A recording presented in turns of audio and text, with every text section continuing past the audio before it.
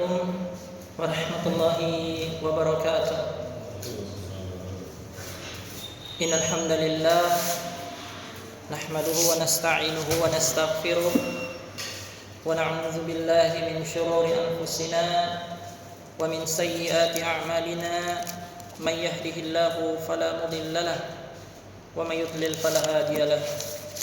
Asyhadu an la ilaha illallah wahdahu la syarika lahu وأشهد أن محمدا عبده ورسوله يا أيها الذين آمنوا اتقوا الله حق تقاته ولا تموتن إلا وأنتم مسلمون يا أيها الناس اتقوا ربكم الذي خلقكم من نفس واحدة وخلق منها زوجها وبث منهما رجالا كثيرا ونساء واتقوا الله الذي تساءلون به والأرحام إن الله كان عليكم رقيبا يا أيها الذين آمنوا اتقوا الله وقولوا قولا سديدا يصلح لكم أعمالكم ويغفر لكم ذنوبكم ومن يطع الله ورسوله فقد فاز فوزا عظيما. أما بعد, jamaah salat maghrib yang dimuliakan, diberkahi oleh Allah Subhanahu wa taala.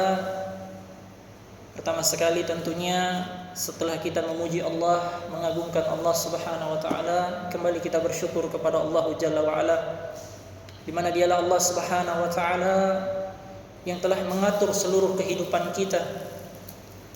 Bahkan tidak ada tempat yang paling bisa menenangkan kecuali ketika hati kita banyak mengingat Allah Subhanahu wa taala. Kata Allah Rabbul Alamin, Allah Subhanahu wa taala berfirman, ala ya tatma'innal qulub, ya ala bi dzikrillah tatma'innal qulub. Ketahuilah, dengan mengingat Allah Subhanahu wa taala hati menjadi tenang. Maka tidak ada ketenangan yang paling diinginkan oleh seorang hamba melainkan Allah Subhanahu wa taala membuat hatinya menjadi tenang. Kemudian jemaah yang dimuliakan oleh Allah Subhanahu wa taala, kita melanjutkan pembahasan kita di dalam membahas kajian kita tentang 4 kunci memahami tauhid dengan benar. Bagaimana caranya 4 kunci memahami tauhid dengan benar. Sebagaimana yang telah berlalu, kita membaca kitab dari Syekh Muhammad At-Tamimi rahimahullah ta'ala yang disyarah kembali oleh Syekh Shalih Al-Fauzan hafizahullah ta'ala. Dan sebagaimana janji kami sebelumnya, sebelum kita mulai, kita murojaah atau mengingat-ingat apa yang telah berlalu. Ya, ada pertanyaan. Kira-kira siapa yang masih ingat 3 tanda kebahagiaan bagi seorang hamba? Siapa yang masih ingat 3 tanda kebahagiaan bagi seorang hamba? Tahu? Siapa? Tahu? Rasa nikmat bersyukur itu. Iya, betul. Kemudian bersabar, berdosa, Masya Allah, kalau berbuat dosa bersegera mohon ampun. Barakallahu fikum. Jazakallahu khair. Ada hadiah sedikit dari donatur. Masya Allah. Barakallahu fikum. Tabi. Ya, nanti kita lanjutkan lagi, masih ada beberapa. Ya, nanti pertanyaannya lebih mudah-mudah. Insyaallah taala. Tsumma qala Syekh rahimallahu taala, Syekh kemudian mengingatkan kita sebelum melanjutkan, fa idza arafta anna syirka idza khalata ibadata afsadaha wa ahbatal amala wa sara sahibuhu minal khalidina finnar. Kata Syekh rahimahullahu taala, jika kita telah mengetahui bahwasanya kesyirikan itu adalah perkara yang ketika bercampur dengan ibadah, maka ibadah kita pasti rusak, pasti tidak bisa tidak. Iya, sebagaimana na'am wa ahbatal amala, amalan-amalan kita juga akan terhapus. Lihat baginda kita Nabi Muhammad sallallahu alaihi wasallam diingatkan oleh Allah Subhanahu wa taala. Di dalam sebuah firman-Nya Allah Subhanahu wa taala mengatakan, "Wa laqad uhiya ilaika wa ilal ladzina min qablika la in asyrakta la yahbatanna 'amaluka." Wih, masyaallah, luar biasa. Bukan artinya nabi kita terjatuh kepada kesyirikan, tidak, tapi sebagai bentuk peringatan. Kata Allah Subhanahu wa taala, "Wa laqad uhiya ilaika," dan sungguh telah diwahyukan kepada engkau wahai Muhammad sallallahu alaihi wasallam. Ya. Dan diwahyukan kepada nabi-nabi sebelummu. Ya, berarti wahyu ini sama bentuknya. Kabar ini sama bentuknya yang disampaikan kepada Nabi kita dan disampaikan kepada nabi-nabi sebelumnya. Apa itu wasiatnya? La in asyrakta la yahbatanna 'amaluka. Kalau kalian berani berbuat kesyirikan, ya, maka terhapus seluruh amalannya. Lihat ya, besarnya dosa kesyirikan. Wala takunanna minal khasirin, dan sungguh kalian akan menjadi orang-orang yang merugi. Makanya Syekh mengatakan wasara sahibuhu, ya, minal khalidina finnar. Ya, maka pelaku dosa kesyirikan kalau belum bertobat, tempatnya di nerakanya Allah, kekal abadi di dalamnya selama-lamanya. Ya, luar biasa ya. Kalau dibawa kesyirikan masih ada harapan. Iya, kita diampuni oleh Allah Subhanahu wa taala. Tapi kalau kesyirikan dikali-kali nol seluruhnya. Tidak ada yang tersisa bagi seorang hamba. Maka kata Syekh, "Na'am, arafta anna ahamma ma 'alaika ma'rifatu dzalik." Oleh karena itu, engkau harus mengetahui sesuatu yang penting, paling penting bagi dirimu, yaitu mengetahui perkara tersebut. La'allallaha ayyukhlisaka min hadhihi sabakah wa hiya syirku billahi. Semoga Allah Subhanahu wa taala melepaskan dirimu dari jerat-jerat ini, yaitu jerat-jerat kesyirikan kepada Allah Subhanahu wa taala. Kemudian beliau membawakan firman Allah, alladzi qala Allah taala, yang mana Allah Subhanahu wa taala memperingatkan kita di dalam surat An-Nisa ayat ke-48. Allah Subhanahu wa taala mengatakan, innallaha la yaghfiru ayyushraka bihi. Sesungguhnya Allah tidak akan mengampuni dosa kesyirikan. Ini ayatnya. Berarti kalau ada orang meninggal di atas kesyirikannya, Allah tidak akan ampuni. Ya, kemudian Allah katakan wa yaghfiru ma duna dzalika liman yasha, dan Allah mengampuni dosa yang selain kesyirikan kepada siapa yang Allah kehendaki. Berarti kalau dia pemabuk, jamaah, kalau dia peminum minuman keras, atau dia adalah ahli maksiat, dia pezina, dia adalah koruptor, dia adalah pencuri, selama dia tidak berbuat kesyirikan kepada Allah, besar harapannya masih diampuni, keluar dari nerakanya Allah. Adapun orang yang berbuat kesyirikan kepada Allah, maka tidak ada harapan bagi dirinya. Maka ini adalah perkara yang penting, kata Syekh. Iya, kalau seorang hamba telah mengetahui ini, madama annaka arafta tauhid, maka sepantasnya kita mengenal tauhid. Iya, tauhid itu bukan hanya sekedar tidak beribadah kepada Allah, tidak ada Tuhan selain Allah, bukan. Tapi tauhid yang diinginkan di sini adalah tauhid ibadah, ifradullahi ta'ala bil ibadah. Kita memurnikan, kita mengesahkan Allah, mengikhlaskan seluruh amalan ibadah kita hanya untuk Allah. Inilah tauhid yang Allah inginkan. Makanya ibadah itu, Pak, Bu, bukan hanya sholat. Ibadah itu bukan hanya puasa, bukan hanya haji, ya, bukan hanya membayar zakat. Tapi ibadah itu luas. Para ulama menyebutkan di dalam sebuah tafsir ibadah, mereka mengatakan al-ibadatu ismun jami' likulli ma yuhibbullahu wa yardahu min aqwali wal af'ali zahirah wal batinah. Ibadah itu adalah seluruh nama. Kalau kita tahu ya, di kehidupan dunia ada nama-nama, maka ibadah itu seluruh nama yang Allah Subhanahu wa taala cintai dan ridhoi. Maka setiap perbuatan kebaikan yang Allah cintai dan ridhoi, dari ucapan dan perbuatan, ya, yang zahir, yang nampak, dan yang ada di dalam hati, itu semua ibadah. Maka tidak boleh dia berikan kepada selain Allah. Maka ibadah itu, jamaah yang dimuliakan oleh Allah Subhanahu wa taala, bisa mencakup amalan hati. Pekan lalu sudah kita sebutkan, ada orang beribadah dengan amalan hati. Iya, dia salat hanya salat 5 waktu. Dia tidak salat sunnah, tapi dia banyak beramal dengan amalan hati. Dia takut kepada Allah Subhanahu wa taala di dalam hatinya. Dia berharap banyak-banyak sama Allah taala di dalam hatinya. Bahkan ketika dia dapat kesulitan yang besar, dikala dia dalam keadaan genting, harapan terbesar dalam hatinya pertolongan Allah datang. Ini ibadah. yang tidak boleh diberikan kepada selain Allah. Karena sebagaimana kita ketahui jamaah, di zaman sekarang ini, ya, biar tidak dalam keadaan genting, banyak-banyak ibadahnya dia berikan kepada jin, ya, diberikan kepada kuburan, dia berikan kepada pohon-pohon. Banyak terjadi.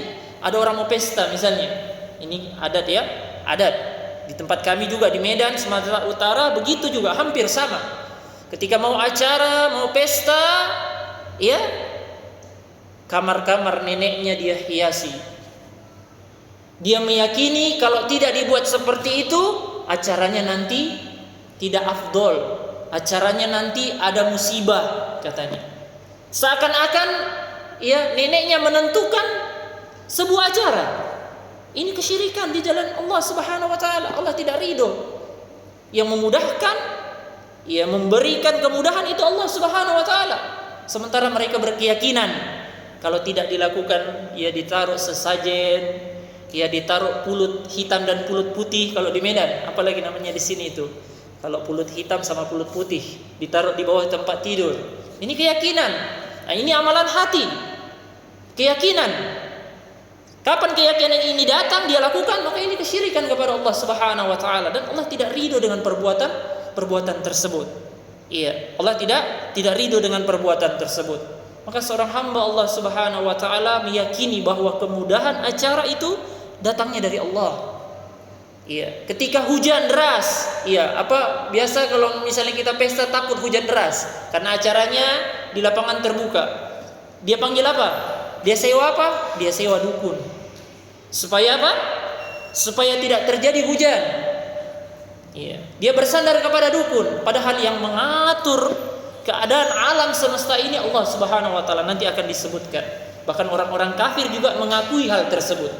Yang mengatur seluruh perkara itu Allah Subhanahu wa taala. Padahal kita tahu jemaah, dukun itu, iya, dia mau nahan hujan, air kencingnya saja belum tentu bisa dia tahan 1 kali 24 jam. Belum tentu dia bisa tahan. Dia mau tahan hujan yang besar, bagaimana caranya? Iya, maka orang yang datang kepada dukun ini sebenarnya ada masalah dengan keyakinannya. Nanti akan disebutkan oleh Syekh. Kesyirikan itu merusak akal. Saking merusak akalnya, kita sebutkan sedikit. Kita pernah lihat orang-orang India yang ada di India sana. Mereka menyembah sapi. Setelah mereka menyembah sapi, kotoran sapi mereka mandi dengan kotorannya. Di mana akal-akal mereka kira-kira? Maka kesyirikan itu nanti Syekh sebutkan, itu merusak akal, merusak pemahaman. Maka orang yang berbuat kesyirikan rusak akal dan pemahamannya. Naam. Kemudian Syekh mengatakan di dalam tulisannya, yajibu an ta'rifa ma huwa syirk. Maka wajib bagi kita untuk mengetahui apa itu kesyirikan. Li'anna alladhi la ya'rifu syai'u yaqa'u fihi. Karena sesungguhnya orang yang tidak mengetahui kesyirikan, dikhawatirkan dia bisa jatuh ke dalamnya tanpa dia sadari.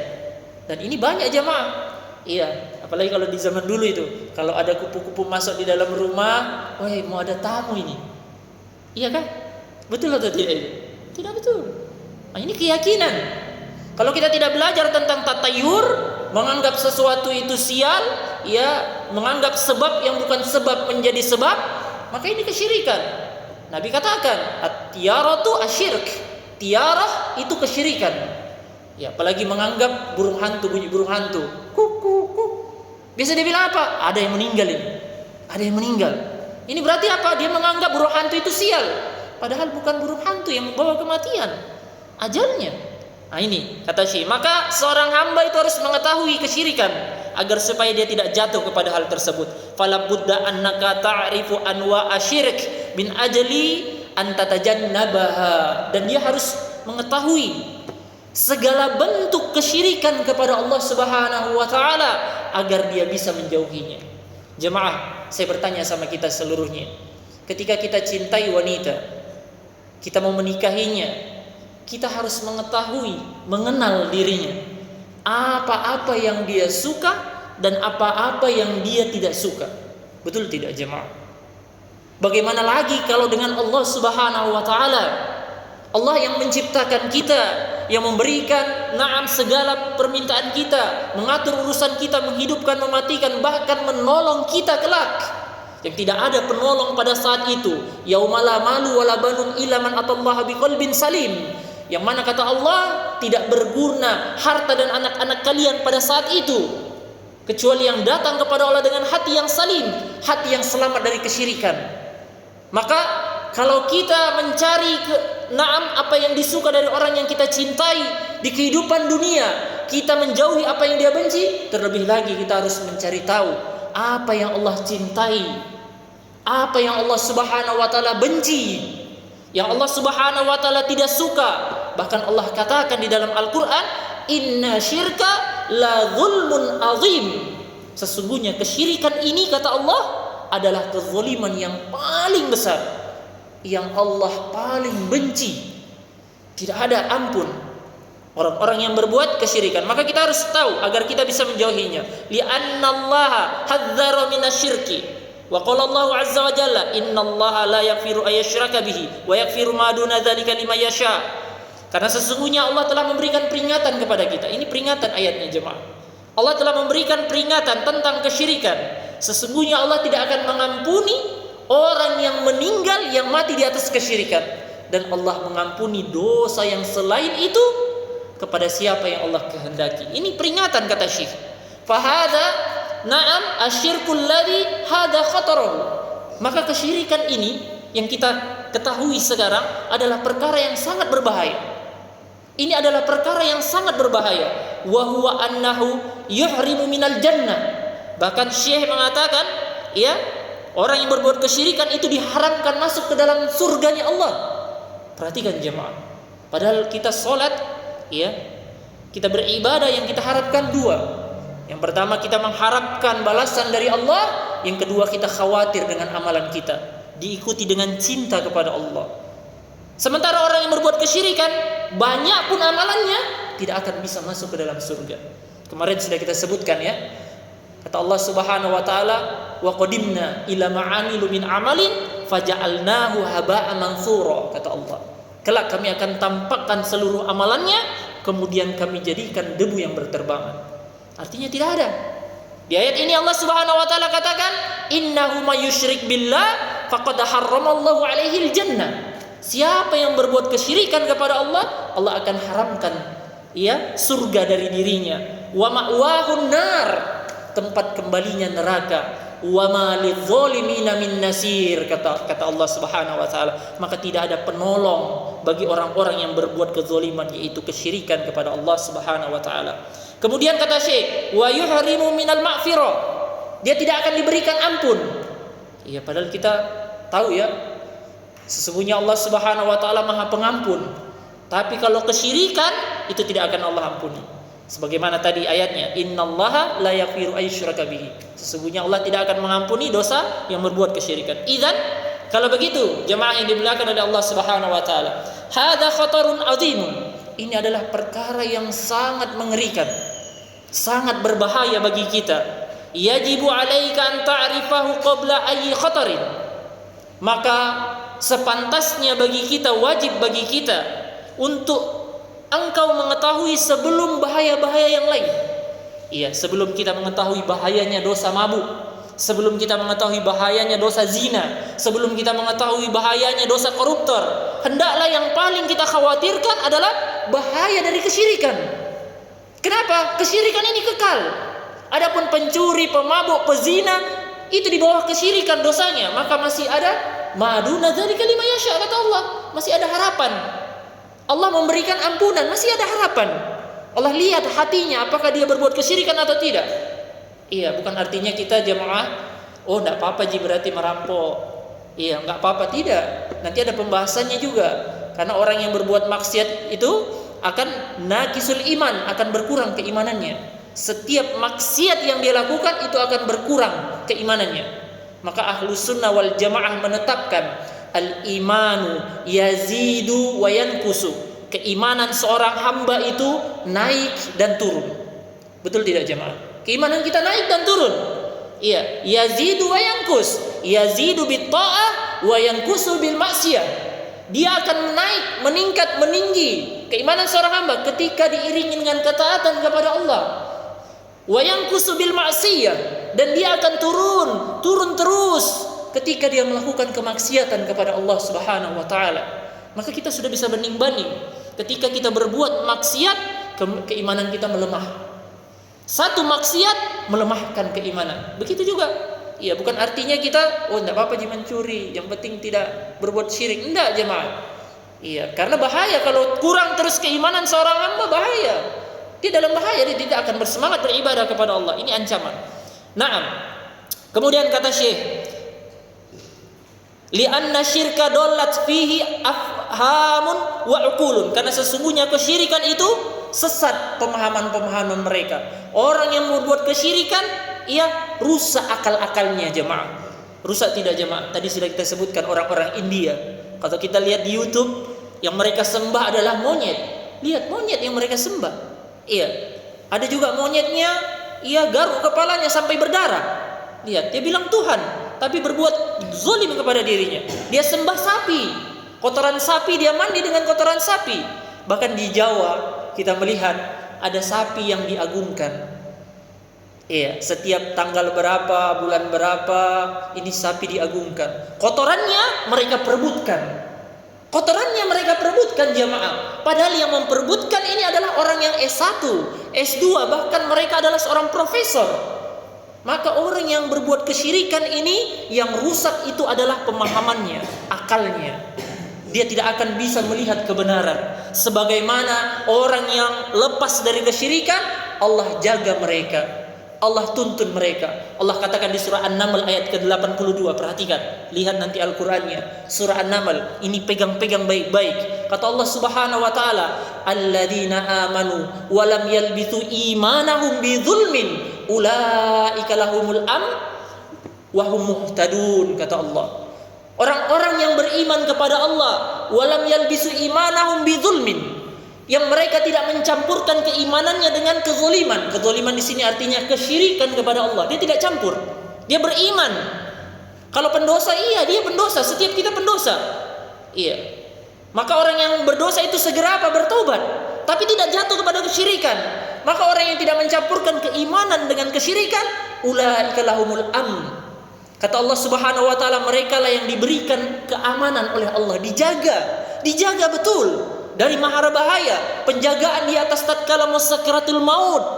Allah akan memberikan malaikat-malaikat yang terbaik yang mencabut dirinya, ya ayatuhan nafsu mutmainnah, irji'i, wahai jiwa-jiwa yang tenang, keluar dengan pelan, keluar dengan tenang. Ini yang kita harap, jemaah. Diberikan keamanan di kehidupan dunia, di alam barzah ketika menjawab dua malaikat maut, ya 3 pertanyaannya, Allah akan berikan bantuan.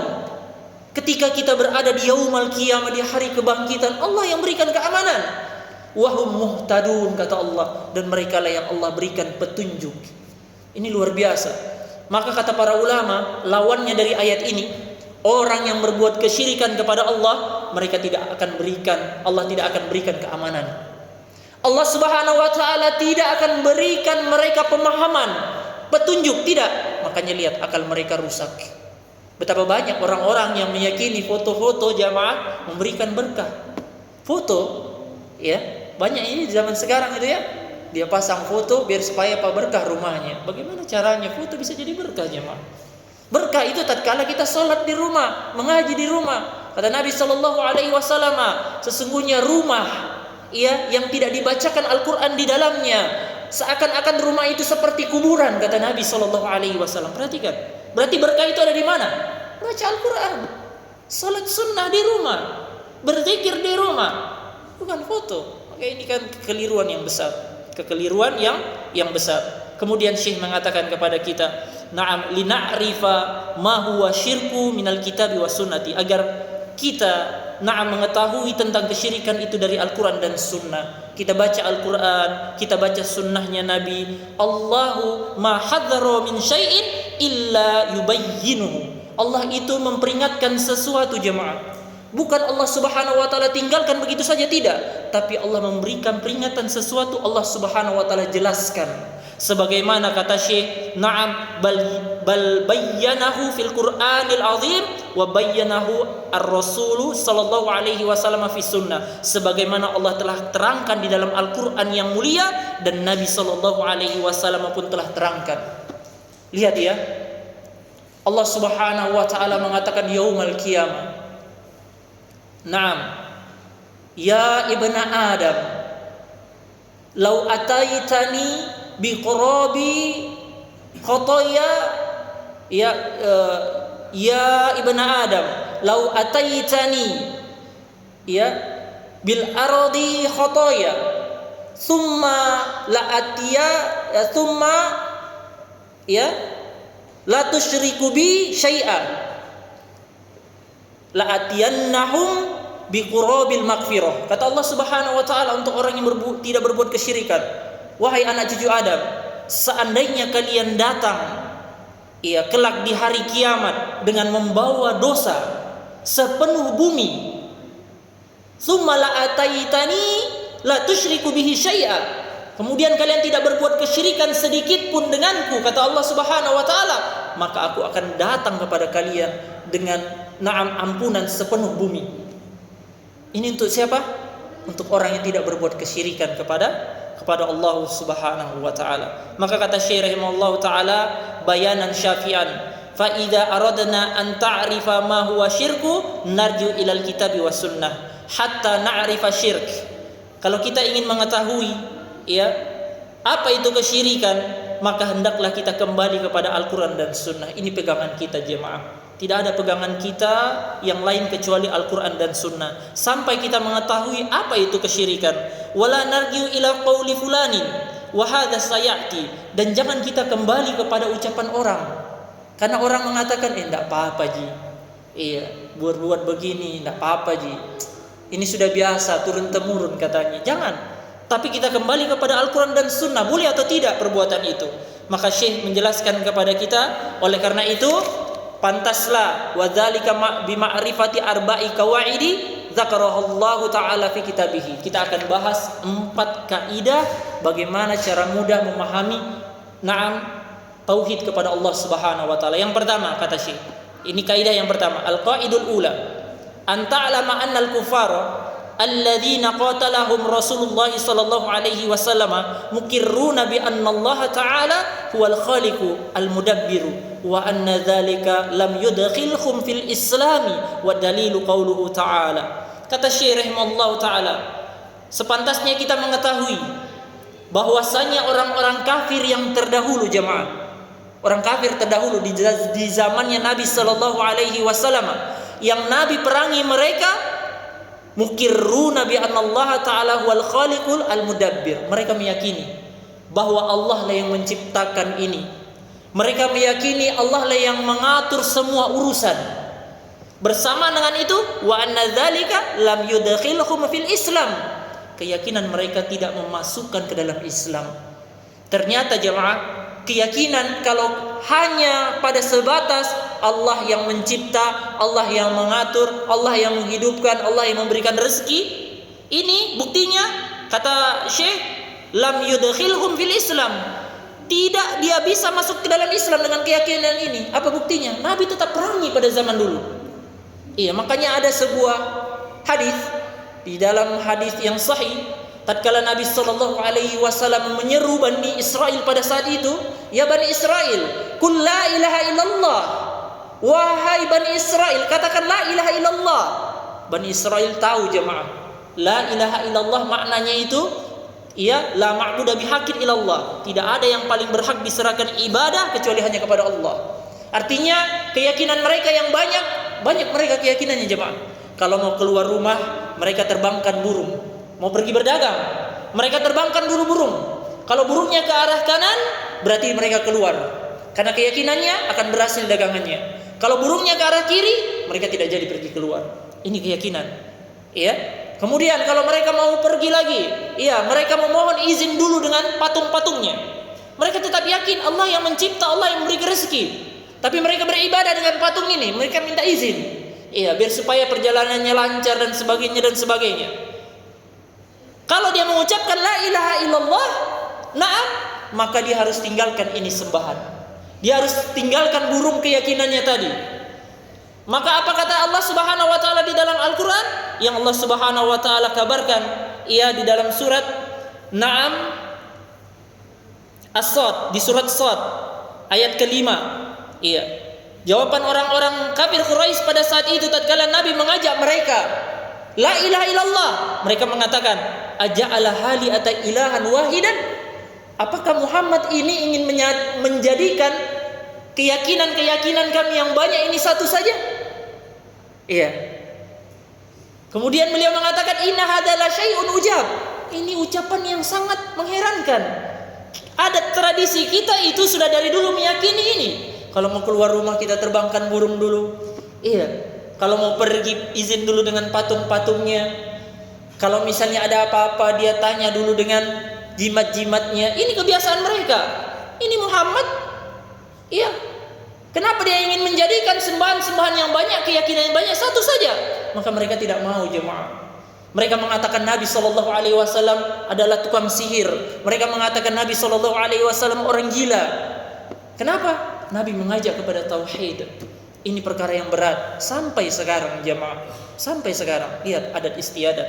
Adat istiadat hakikatnya boleh. Seorang hamba itu mengikuti adat istiadat, kebiasaan, boleh, jemaah. Selama itu tidak bertentangan dengan haknya Allah Subhanahu wa taala.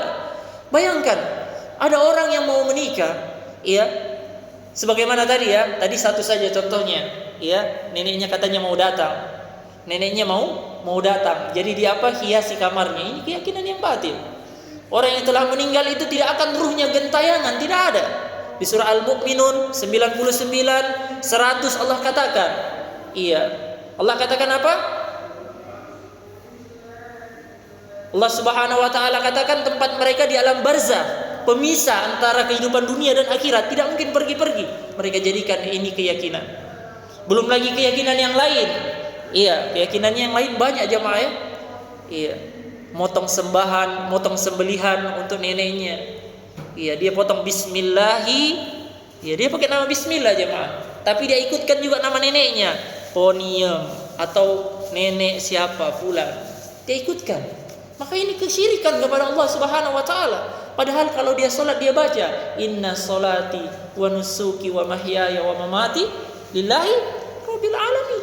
Sesungguhnya salatku, hidupku, matiku, sesembelihanku, hidupku dan matiku hanya untuk Allah. Tapi dia menyembelih juga kepada selain Allah. Ini kesyirikan. Maka ini tertolak amalan-amalan seorang hamba yang ketika dia jatuh kepada hal tersebut. Maka Syekh mengatakan, firman Allah Subhanahu wa taala di surah Yunus ayat ke-31. Nanti kita buka di dalam Al-Qur'an. Ini ucapan yang Nabi katakan kepada orang-orang kafir Quraisy, Bani Israel pada saat itu. Allah Subhanahu wa taala abadikan, "Qul may yarzuqukum minas sama'i wal ardi amma yamliku sam'a wal absara wa may yukhrijul hayya minal mayyit wa yukhrijul mayyita minal hayyi wa may yudabbirul amr fasayaquluna Allah faqul afala tattaqun." Perhatikan jemaah, ini ayat yang mulia. Bukti bahwa kalau hanya mengaku Allah mencipta, memberikan rezeki, menghidupkan, mematikan, itu belum menjadikan kita Islam yang benar. Itu belum membuat kita bertauhid kepada Allah dengan benar, belum. Karena tauhid yang diinginkan di sini adalah ifradullah taala bil ibadah. Kita mengesahkan setiap ibadah hak-hak Allah. Kita berikan kepada Allah. Sementara orang-orang kafir, lihat, ketika ditanyakan kepada mereka, siapakah yang memberikan rezeki kepada kalian? Siapakah yang memberikan rezeki kepada langit dan bumi?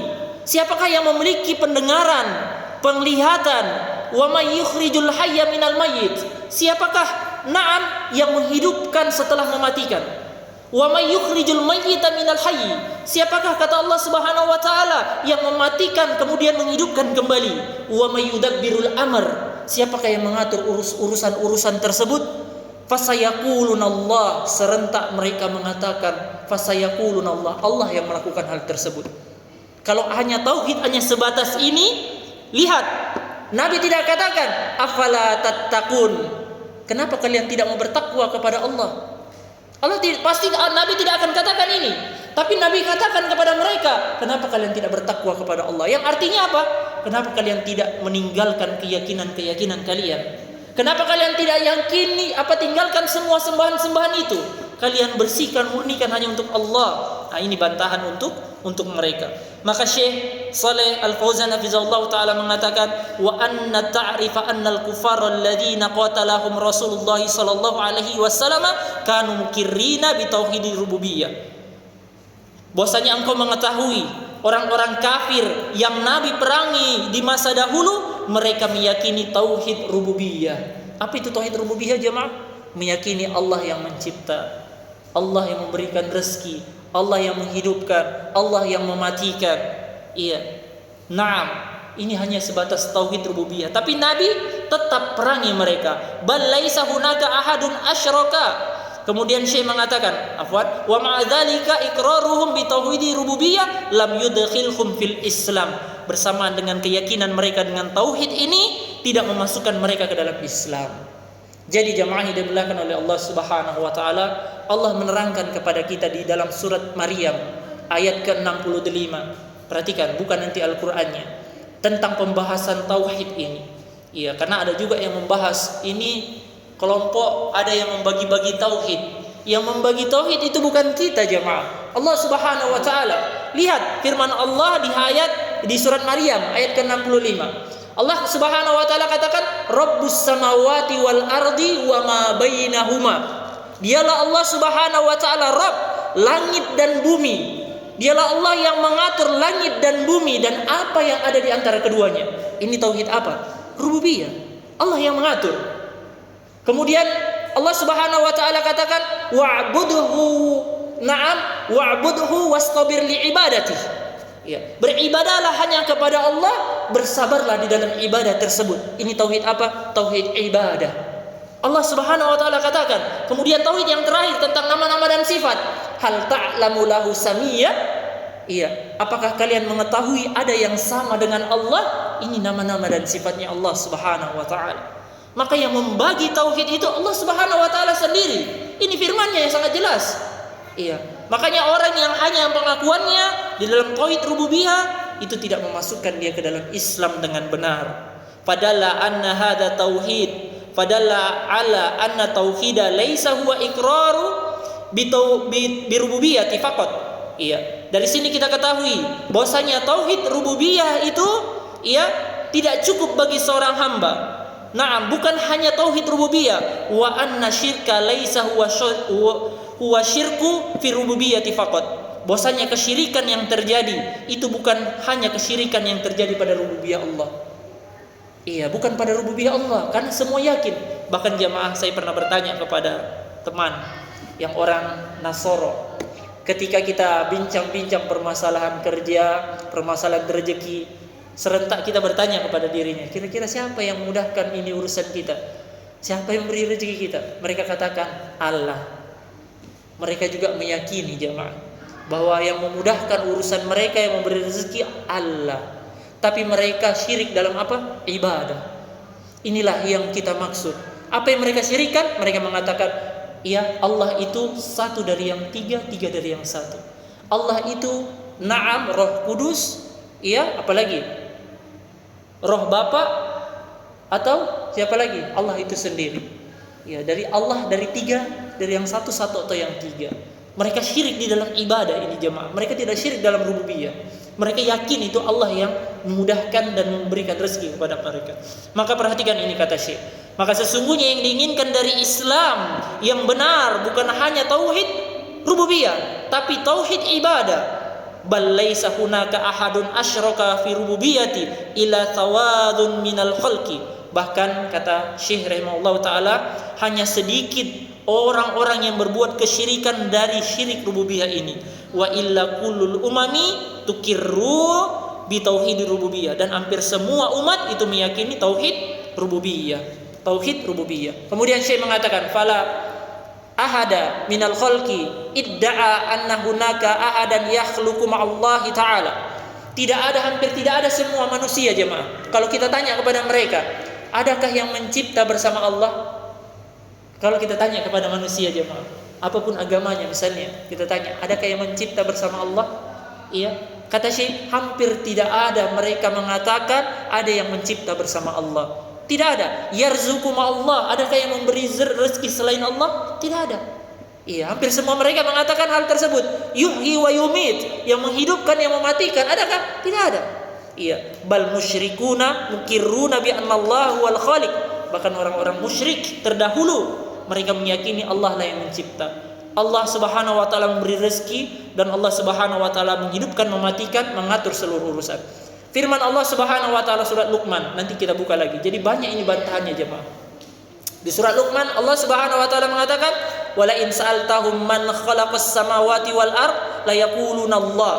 Jika engkau bertanya kepada mereka wahai Muhammad, ya, tanyakan kepada mereka, siapakah Naam yang menciptakan langit dan bumi? La yaquluna Allah. Mereka akan katakan Allah. Ini tauhid apa? Rububiyah. Semuanya tauhid rububiyah jemaah. Maka kata Syekh rahimahullah taala sebagai penutup, beliau mengatakan falaisa tauhidu huwal iqraru bi tauhidi rububiyyati kama yaqulu dzalikal ulamaul kalam wa nadhari fi aqaidihim. Iya, maka tauhid itu yang diinginkan bukan hanya tauhid rububiyah sebagaimana orang-orang filsafat. Pernah dengar filsafat jemaah? Ini kalau yang kuliah biasa ada dapat pelajaran filsafat. Orang-orang ahlul kalam. Iya, sebagian mereka atau kebanyakan mereka berkeyakinan innahum yuqirruna bi anna tauhidah huwa iqraru bi anna Allah huwal khaliq ar-razaq al-muhyi al-mumit. Mereka meyakini mahasiswanya, orang-orang yang di sekitarnya. Mereka mengajari apa? Bahwasanya itu tauhid, kita meyakini bahwa Allah yang mencipta, Allah yang memberikan rezeki, Allah yang menghidupkan, Allah yang mematikan. Cuma sebatas itu saja. Ibadah yang lain boleh kita berikan. Ya, makanya mereka bolehkan apa? Tawassul. Tahu tawassul jemaah? Tawassul itu mencari kedekatan kepada Allah melalui perantara. Iya, makanya mereka bertawassul ke mana? Ke kuburan. Mereka sholat di kuburan. Untuk apa? Mencari keberkahan. Iya, betapa banyak orang yang ingin kerjaan perginya ke mana? Ke kuburan. Ingin mendapatkan anaknya jadi PNS lagi mendaftar, dia pergi ke mana? Ke pohon. Boleh bertawassul katanya. Iya, bertawassul dengan orang mati mereka katakan boleh.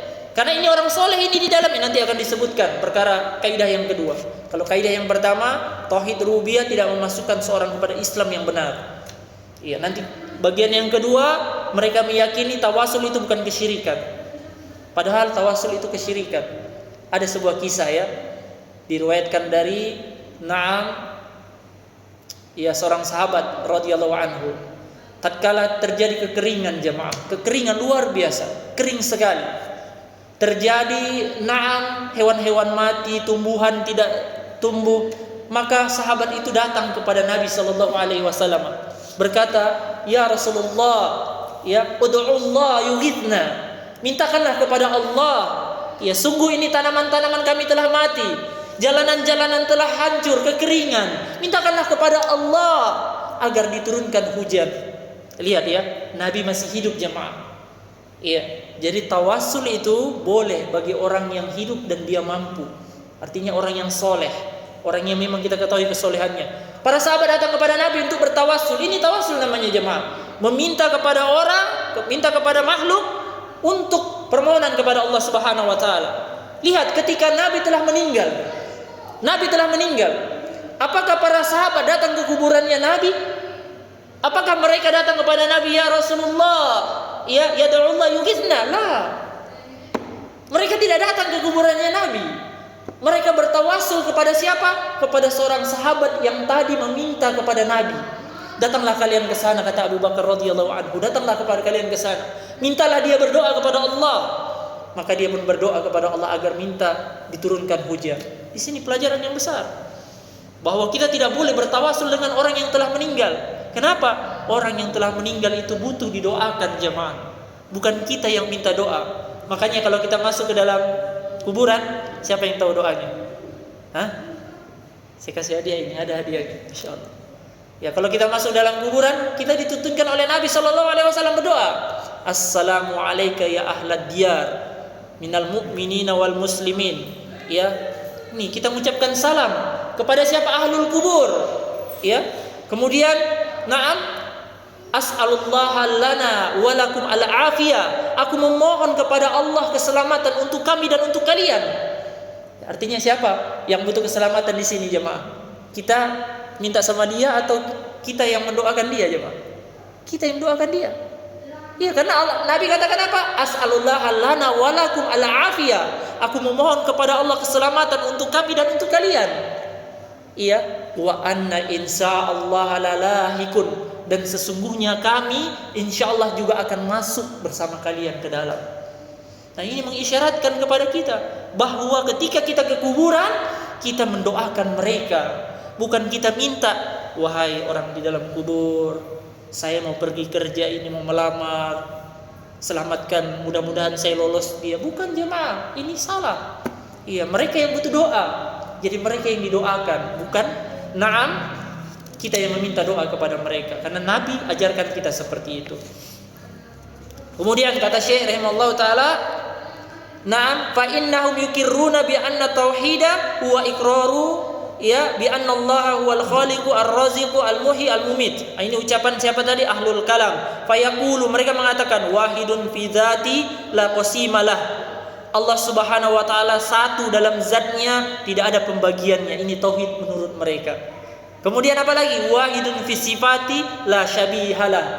Allah itu satu dalam zatnya, tidak ada yang serupa dengan Allah. Wahidun fil af'ali la syarikalah. Allah itu satu dalam perbuatannya, tidak ada sekutu bagi dirinya.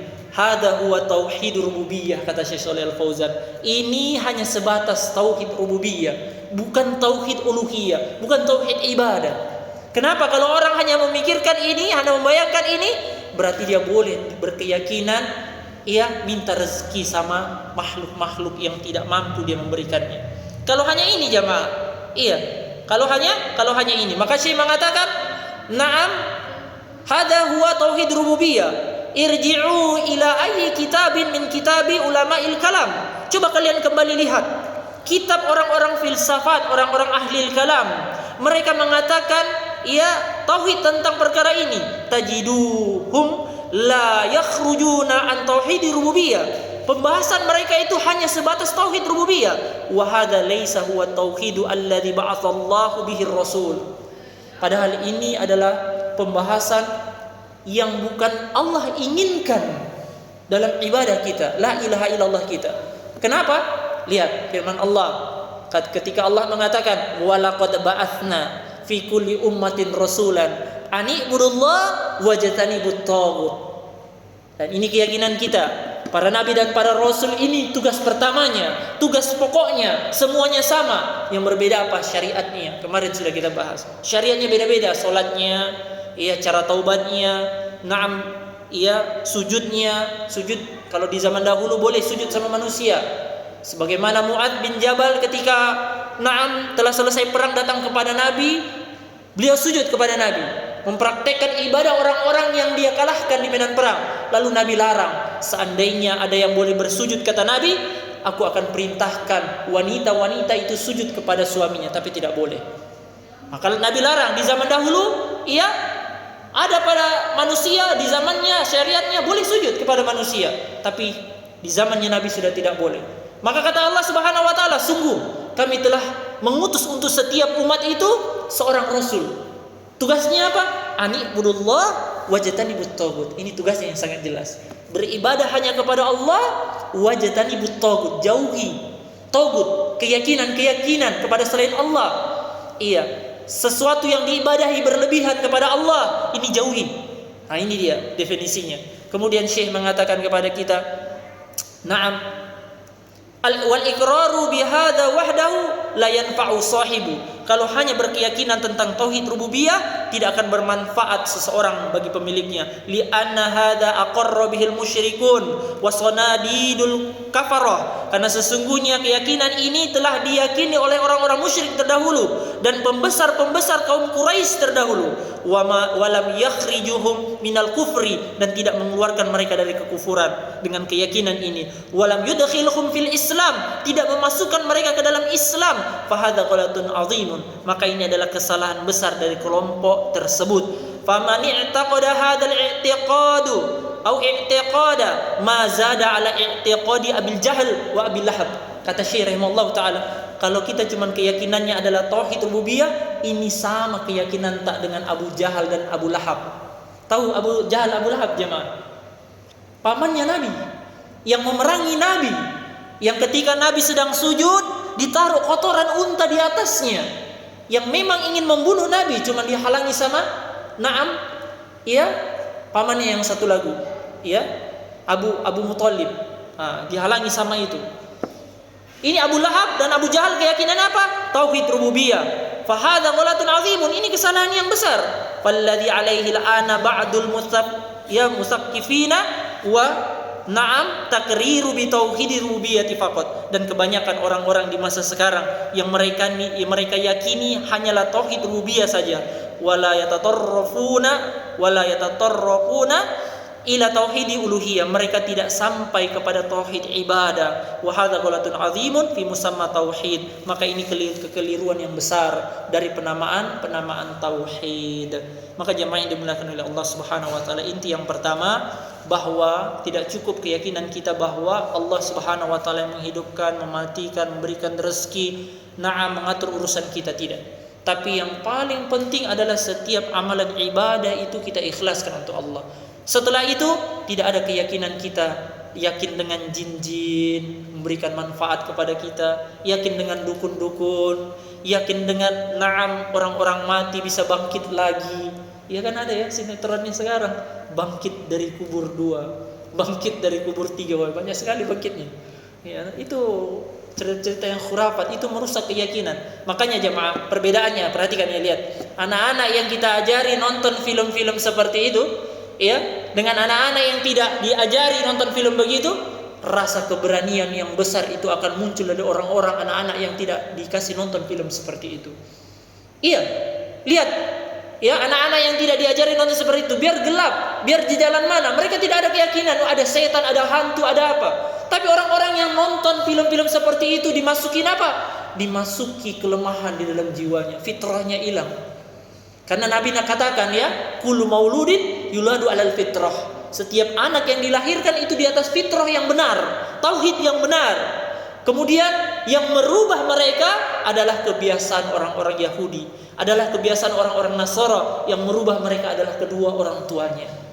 Ini perhatikan ini jemaah. Maka kita ngasih nonton anak-anak kita itu tentang perkara-perkara gaib, itu bahaya bagi kita. Melemahkan tauhidnya. Tidak ada. Masa ada kuntilanak jalan, habis itu tiba-tiba muncul, dia terkejut. Ini yang melemahkan dia. Akhirnya dia ketakutan. Wallahu taala alam. Ini bagaimana ini hadiahnya? Dibagi saja panitia sama teman-teman yang ada di sini. Saya tidak usah kasih pertanyaan. Tapi Pak, kita yang mewakili. Minyak goreng ada dari donatur sedikit, ada donatur pembelian. Wallahu taala alam, insyaallah kita ketemu di 2 pekan lagi ke depan. Semoga Allah berikan taufik dan hidayah kepada kita seluruhnya.